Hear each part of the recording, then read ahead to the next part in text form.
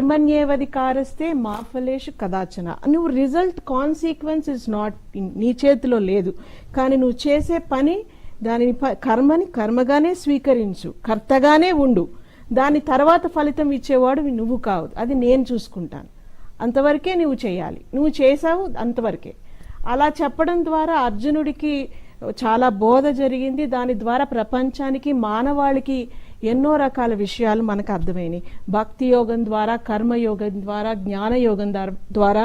అంటే ప్రతి ఒక్కరు ఒకే రకమైన వేలో వెళ్ళలేరు. కొందరు కర్మజ్ఞానులు, కొందరు భక్తి జ్ఞానులు, కొందరు యోగంలో ఉంటారు. సో ఒక్కొక్కరి విధానం వేరే, అందరికీ చాయిస్ ఇచ్చారు. ఇక్కడ ఒకటే అని ఒక నిర్దిష్టమైన విధానము, ఒక నిర్దిష్టమైన దారి ఏర్పరచకుండా ప్రతి ఒక్కళ్ళు తనదైన శైలి, తన యాటిట్యూడ్ కానివ్వండి, ఒక పర్సనాలిటీ, వ్యక్తిత్వం మధ్య ఉండే వ్యత్యాసాలు అనేకం ఉంటాయి.